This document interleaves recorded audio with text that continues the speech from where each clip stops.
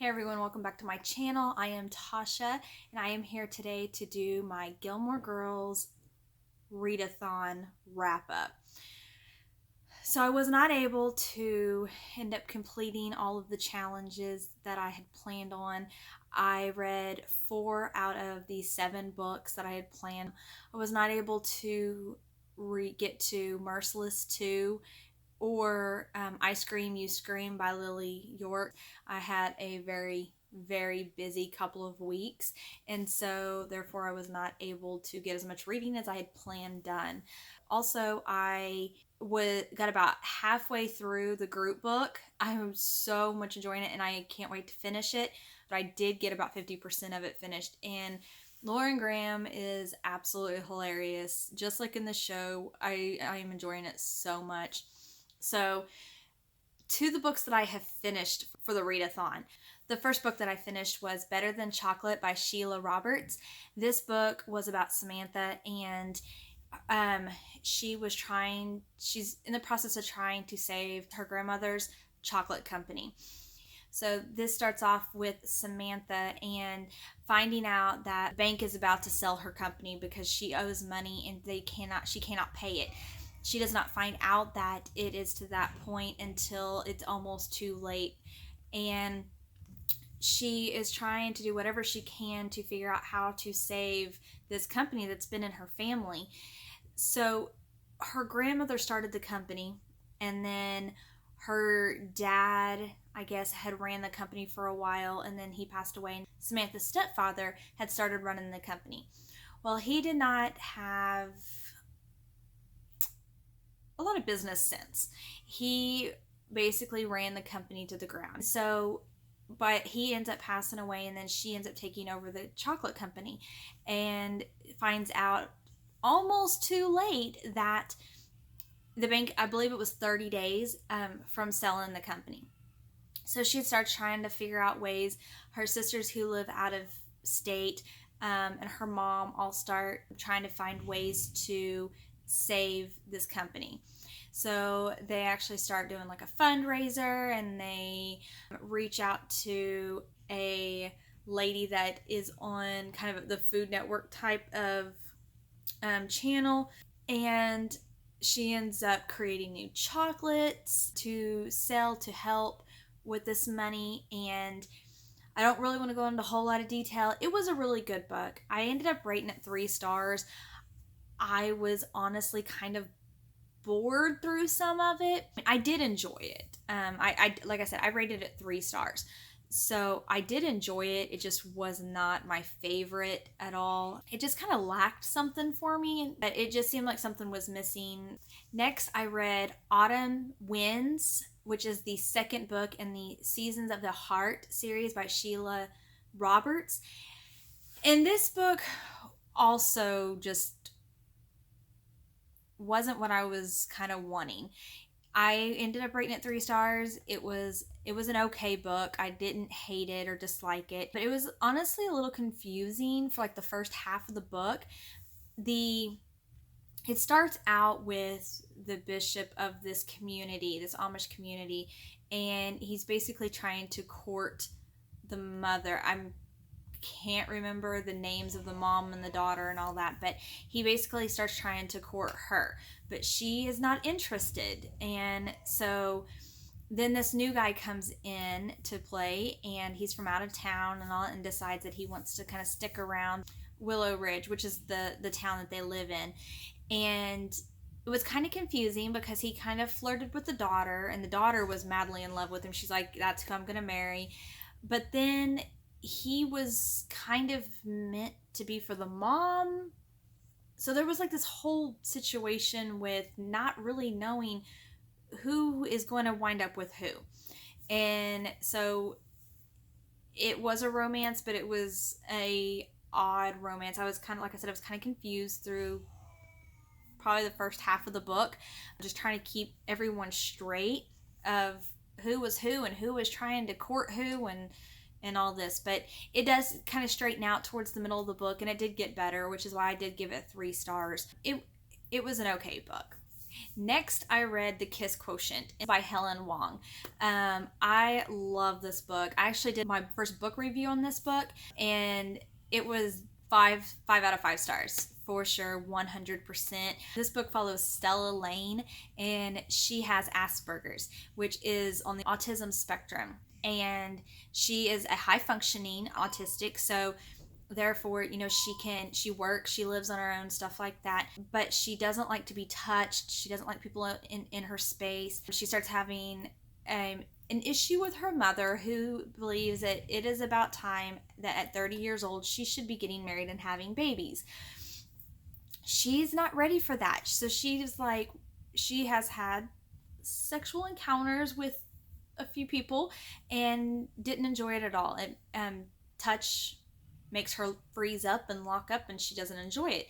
So she decides to hire Michael, which is a escort. She thinks, well, maybe if I practice, maybe I'll enjoy it. So she hires Michael and he also starts teaching her basically about relationships and stuff like that. And it was so sweet. I absolutely loved it. I loved how they were able to capture the difficulties that she has by having Asperger's and being on that autism spectrum. I've never read a book that had somebody that was on an autism spectrum like that before. And so that was really cool to read, and how she was able to capture that. So if you haven't checked out my review on that and you like this book, I tried to make it not like super spoilery, because I want everyone to read this book going into it and really not knowing a whole lot about it. But this book was amazing, and I absolutely loved it. Next, I read my most anticipated book of the entire month, which was About a Vampire by Lindsay Sands.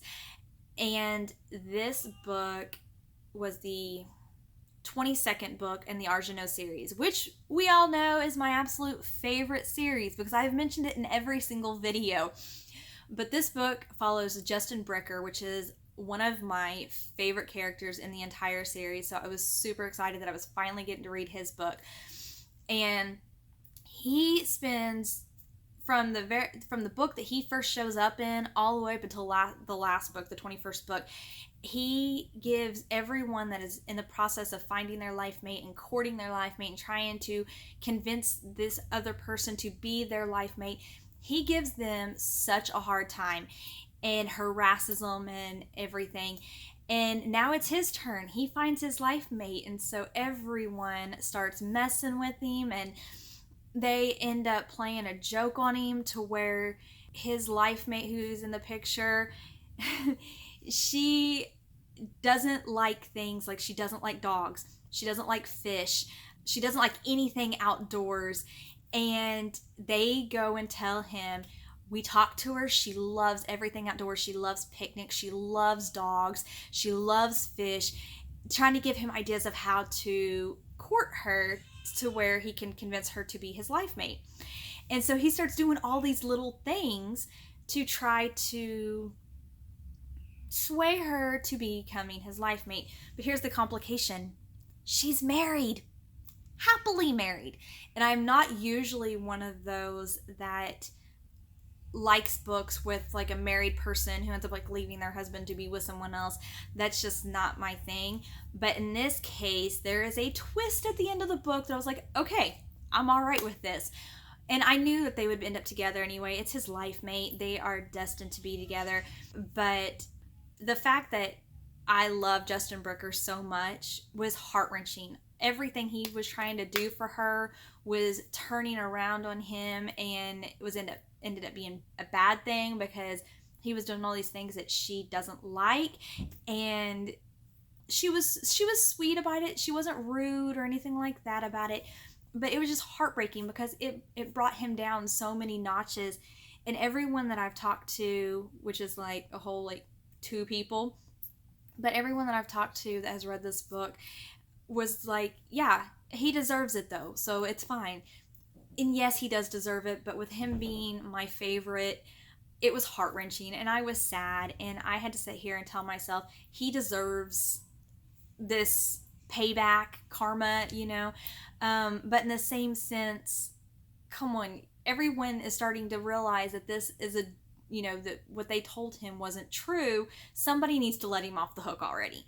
But he does find out at a certain point in the book, and things happen, and it ended happily ever after. And like I said, there's a little twist at the end that I was not expecting. Like, I sat there after it was finished with my jaw hanging open, going, what? But it was a good twist. It was something that I was like, this is awesome. Yes. So it all works out. 5 out of 5 stars.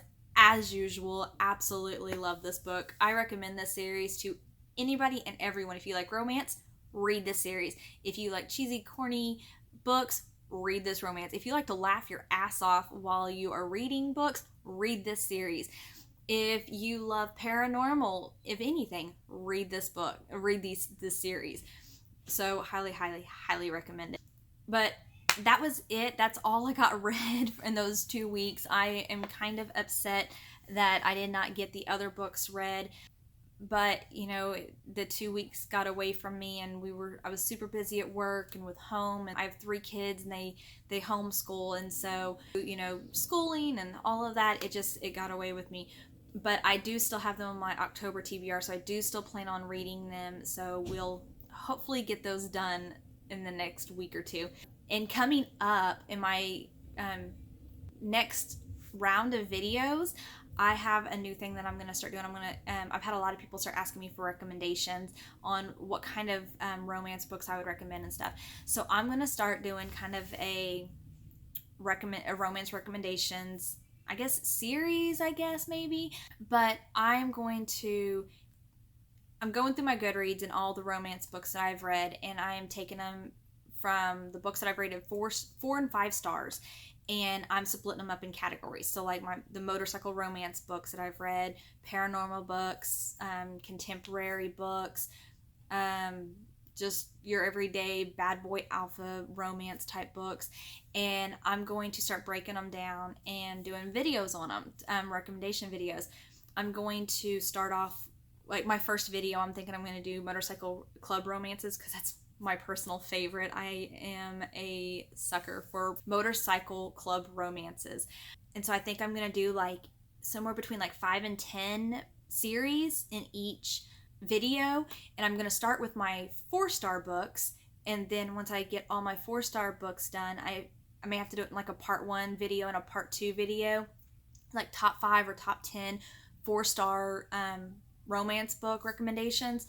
And then once I get all my 4 stars done, then I will move on to my top 5-star romance recommendation books. So look for those coming up soon. I do plan on filming my very first one on Saturday. So the very first one will be up this Saturday. And that, like I said, it is going to be my top, however many I choose, I'm not quite sure yet, somewhere between 5 and 10 different series of my 4-star motorcycle club romances that I have read.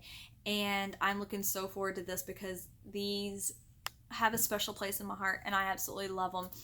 And so be looking for that on Saturday. So other than that, leave your comments down below. Let me know how you did on the Gilmore Girl readathon. Also comment down below and let me know what kind of recommendation videos that you are wanting, so I can add that to my list as well, so I can start getting the recommendations out to you guys. I want to thank everyone who has subscribed to my channel and stuck around with me through these first several videos. But I just want to thank you guys so much.